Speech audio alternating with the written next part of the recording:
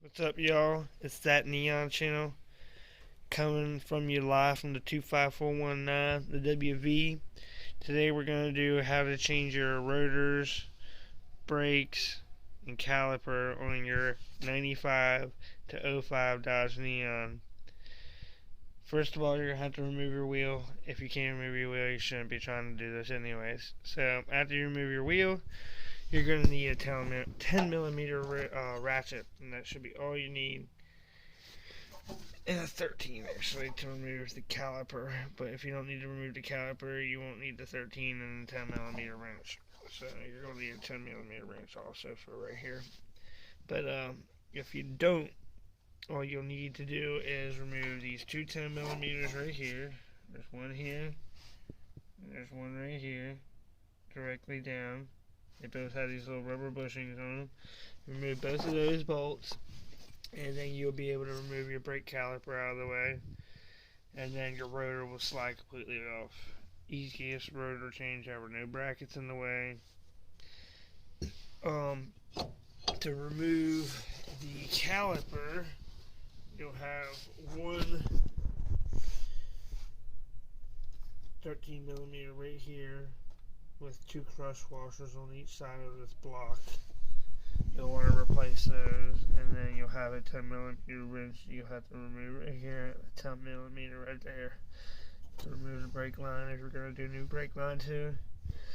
Because this is also a how to change your brake line, how to do, and then your brake pads there will slide off. That's pretty self-explanatory. So let's go to the other side, and I'll show you how to reinstall all this.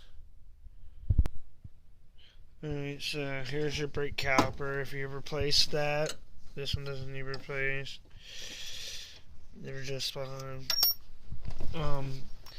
To compress the brake caliper back in, you'll need a C-clamp, and you just put the C-clamp right here, and you turn it in, and you compress this in. You open up your bleeder valve, squirt your little bit of brake fluid out. You don't even have to open your bleeder valve, just open your cap. But if your cap, you squeeze it open and it starts to overflow out your cap, then open your bleeder screw,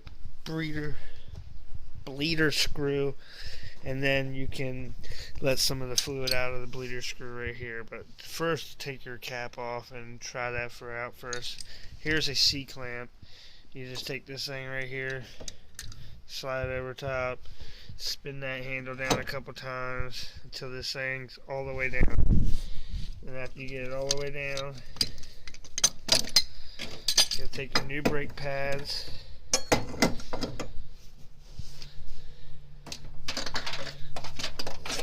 light out of here.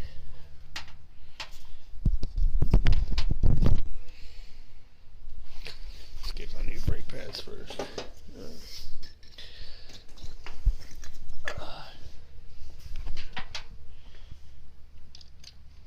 You're going to take this brake pad that has these prongs that stick up like this and take them to where it looks like that, moon shaped, and slide it into that piece. And then you take your other one that has the two clips on the side and shape the same way, put that shape to where it looks like a boat sitting in there, I guess. And you're going to want to slide those over top until they're seated into these two little holes or slots, whatever you want to call them. Then you want to take these pieces where the 10 millimeter bolts go through. You want to push those up into there so they're out of the way. Lay this over here for a second. Take your new brake rotor, wipe it off because we had it laying in the dirt like an idiot. Oh man, we gotta put some lugs in here. Alright, well, another how-to inside of this how-to. How to install and remove studs in your wheel bearing. Just take a hammer, beat the damn thing out. Take a new one. There's a slot right here inside this metal piece. Take your new one, slide it in like that, spin it around, slide the other one in. And then once you get your rotor on there, you could take and put a socket on each one of these, tighten it down, and then your lug will be in there the right way.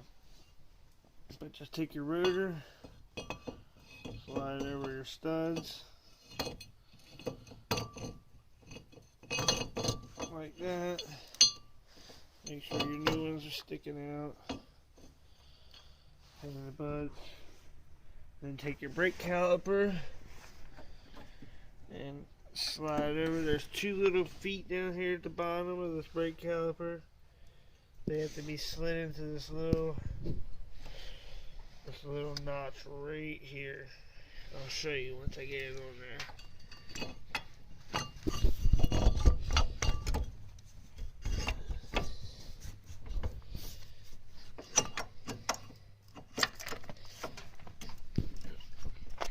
Anyways, I'm gonna focus. Alright, here's your little notch. This notch needs to be behind there. This notch down here just slides in. And then you take your little 10 millimeters and you slide them back through these holes. You have to wiggle around a little bit sometimes. Stick your head back behind there or something and you'll get it in there. Same thing with the one on the bottom.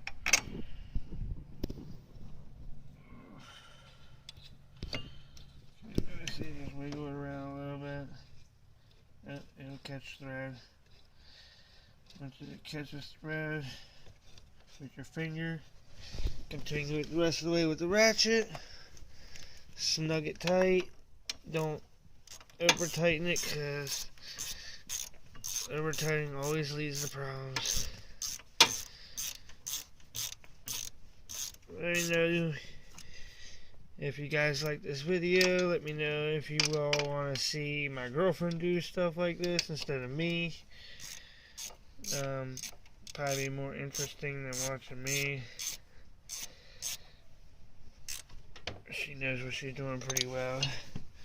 But after you get that done, you'll want to take two of these lug nuts, put on these loose studs so we can tighten her down.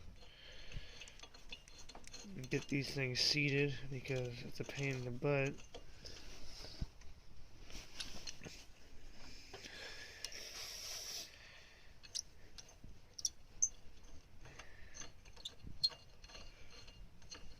And then we want to tighten these down with the impact. After we do that, we'll show you how they're tight, and we'll be back. What's up, YouTube? Alright, y'all. Now that I have all these tightened down, now we can put the wheel on, and this side will be finished, and do the same thing with the other side. I hope you liked it. Remember to like, comment, subscribe. Peace. That Neon Channel out.